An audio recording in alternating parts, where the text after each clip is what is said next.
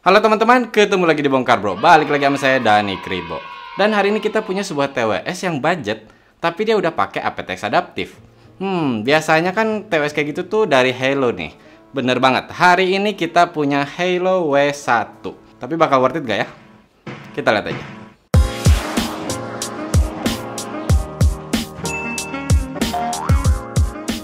Oke, kita mulai dengan harganya. Untuk Halo W1 ini, terakhir saya cek di online store itu 455.000. Walaupun itu bukan di official store-nya Halo sih. Nah, dengan harga segitu, di dalam boxnya ini yang pasti kalian udah dapat satu case-nya, sepasang earbuds-nya, kabel untuk ngecharge-nya nih dari USB-A ke tipe C. Untuk extra ear tips-nya udah dapat 2 pasang. Dan yang pasti juga manual serta garansinya. Nah, ini dia TWS-nya. Kalau untuk build quality sih udah kerasa kokoh ya untuk ketika dipegang di tangan kayak gini. Dan ini tuh dia berbahan plastik.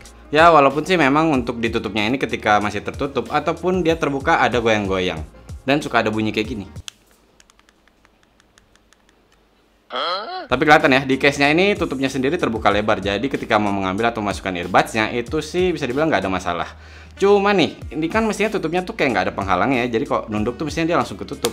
Tapi kadang-kadang dia tuh karena engselnya kali ya kurang pas gitu. Jadi pas ketutup tuh suka kayak ada yang nahan dulu tuh kayak gitu tuh. Untuk case-nya sendiri dengan finishing doff-nya nih bisa kelihatan di bagian atas ada logo dan tulisan Halo. Untuk di depan ada lampu indikator dan untuk port tipe C-nya untuk ngecharge-nya ada di belakang. Kalau kita ke earbuds-nya bisa langsung kelihatan dia bertipe in-ear dengan tangkai yang cukup panjang. Nah, kalau kalian lihat nih di bagian atas tangkainya ada lampu indikator dan di situ juga ada satu mikrofon. Oh ya, per earbuds-nya sih ada 2 mikrofon ya dan satu lagi itu ada di bagian bawah tangkai. Nah, kalau kalian lihat di bagian dalam itu ada indikator L atau R-nya dan juga untuk magnet konektor. Oh ya, untuk pilihan warna, selain yang kayak gini warna navy, ada juga yang berwarna putih. Oke, sekarang kita coba kalau untuk di shake. Masih ada sih bunyi, tapi dikit banget. Jadi untuk earbudsnya sendiri udah bagus untuk menahan di dalam case-nya. Ya, entah itu dari magnetnya ataupun si tutup case-nya. Kalau untuk berat per earbudsnya itu di 4,6 gram dan berat totalnya itu 42 gram. Untuk ukurannya sendiri sih bisa dibilang masih cukup enak ya, cukup enak untuk digenggam kayak gini untuk dimasukkan pouch atau dimasukkan kantong. Kalau untuk ear tipsnya bisa dibilang sih dia nggak terlalu tebal tapi nggak terlalu tipis juga, jadi masih cukup nyaman. Dan pada saat saya pakai tuh dia langsung nempel gitu di telinga untuk si earbudsnya. Mau saya pakai sampai berjam-jam pun saya nggak ngerasain pegal. Cuman memang ya mungkin karena tangkainya ini agak terlalu panjang, jadi ketika saya lagi ya geleng-geleng atau headbang gitu dia tuh agak bergerak. Dan beberapa kali waktu saya pakai si Halo W1 ini saya harus benerin lagi si earbuds-nya. Nah, kalau kalian tanya buat olahraga kayak gimana nih? Saya sih kurang menyarankan ya karena itu tadi dia tuh kerasa kayak gampang lepas gitu walaupun dia sudah IPX4 water resistant.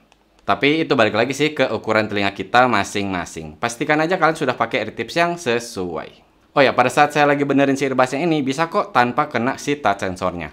Nah, untuk touch sensornya sendiri bisa dibilang sih agak menyayangkan ya karena dia kurang volume kontrol. Tapi selain itu untuk play pause, next track, previous track, menerima atau mengakhiri panggilan dan juga mengakses voice assistant udah bisa.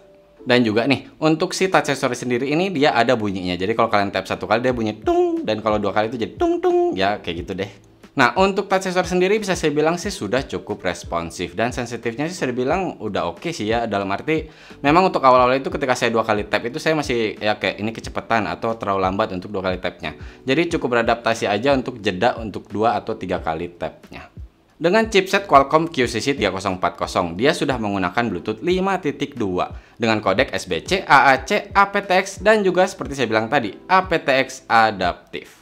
Kalau untuk pairing nih, kalian tinggal buka si tutup case-nya dan kalian bisa langsung searching di device kalian karena dia langsung auto on. Kalau kalian mau langsung matiin, dia tinggal ditutup si case-nya langsung auto off. Untuk jarak sih diklaimnya 10 meter tanpa halangan. Tapi oke kok untuk Bluetooth 5.2-nya ini. Jadi ketika saya pakai itu saya keluar dari kamar, saya tutup pintu, bahkan saya sampai ke halaman rumah tuh masih connect. Walaupun saya jalan 2-3 langkah lagi dia langsung disconnect. Ya nggak ada proses putus-putus dulu gitu tapi langsung bep hilang. Untuk single use mau kanan aja ataupun kiri aja udah bisa. Dan juga nih untuk latency-nya ya saya sih memang selalu pakai si aptX adaptifnya ya. Dan itu ketika buka-buka social network gitu sih udah oke ya, dalam arti udah tipis untuk si delay-nya dan udah nyaman untuk dipakai. Nah, kalau untuk main game sendiri kita lihat dulu deh tesnya.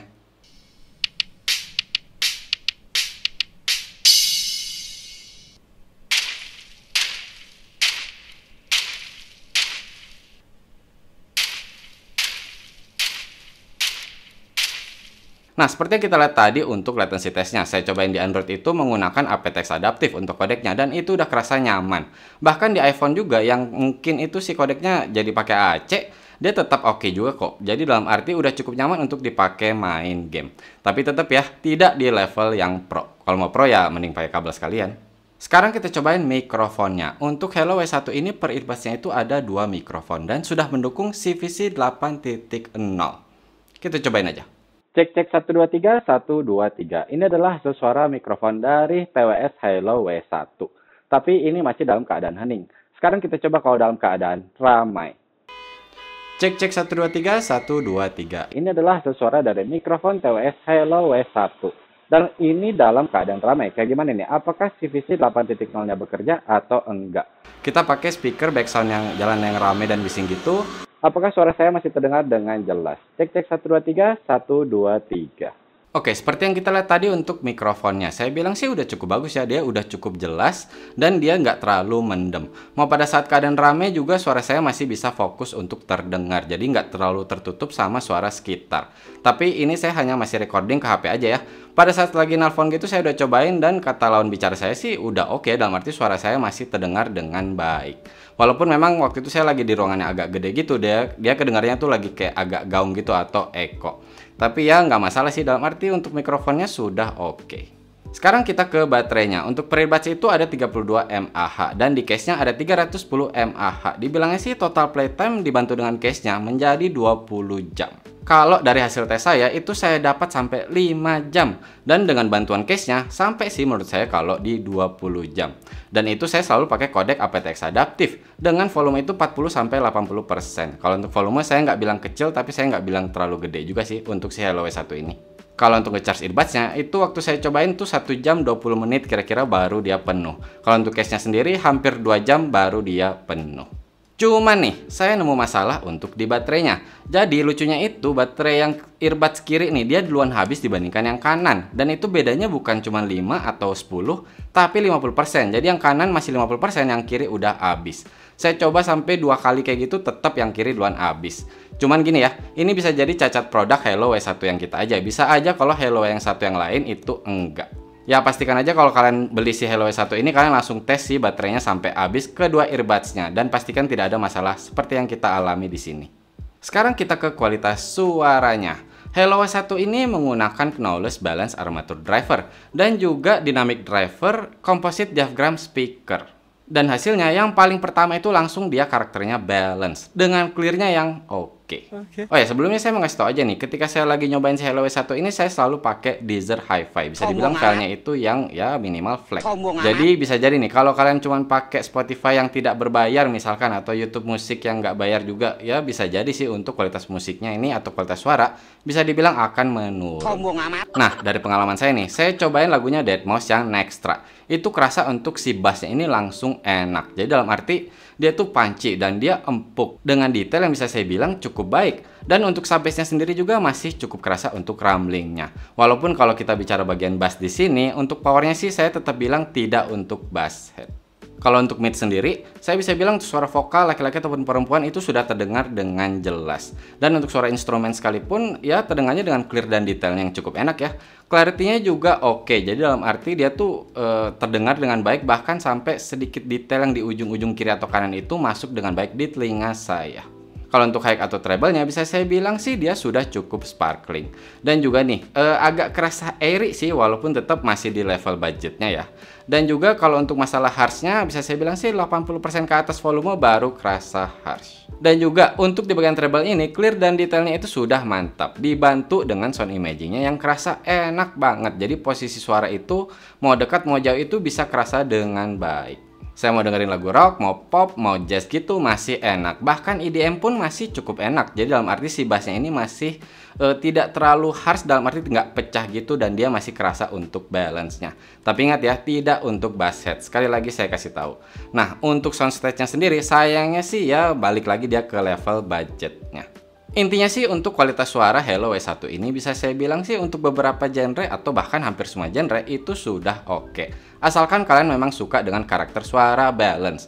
Dan yang mantep nih dari Hello W1 ini itu juga untuk clarity-nya. Katanya memang sih ya yang menggunakan Knowles driver tadi itu dia mengedepankan untuk clarity, bisa dibilang menjadi lebih baik. Dan mengurangi juga untuk distorsinya. Saya rasa sih seperti itu ya. You should hear it all. I'm happy to make time for your feelings, but you have to admit I already do. Let's just break it down to you and me uptown, dancing all around till the disco ball pops. But I have to. But I get over it. So take your perfect lies and stop them up your ass. Right at the fucking regress. Look deep in my eyes. Can you see the hate? There is no way back. And if you could know, yeah, if I could show you, I don't wanna keep on living this life so faceless.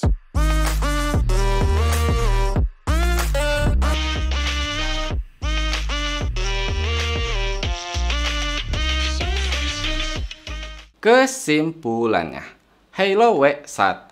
Buat kalian yang udah suka dengan karakter suaranya Halo nih, udah pakai beberapa kali untuk Halo TWS-nya, mau yang bertipe apa, tapi kalian udah suka, untuk Halo W1 ini bisa saya bilang lebih enak, apalagi untuk di bagian low-nya. Cuman kalau buat saya pribadi, ya lihat di harganya sih masih ada ya, contoh kayak Feel T1 Lite gitu. Dia udah dapat fitur tambahan, bahkan dalam arti ada aplikasi dan kita bisa mengatur sedikit equalizer. Tapi ya balik lagi sih ke selera telinga kita masing-masing. Setidaknya yang bisa saya bilang nih, kalau waktu itu saya review si Hello Mori Pods tuh, dibandingkan itu sih jelas W1 ini lebih enak. Oke teman-teman, cukup sekian video kali ini. Buat kalian yang suka dengan review-review TWS seperti ini, bisa nih subscribe ke Bongkar Bro. Mohon maaf kalau saya ada salah-salah kata atau ada kekurangan. Terima kasih banyak sudah menonton. Bye!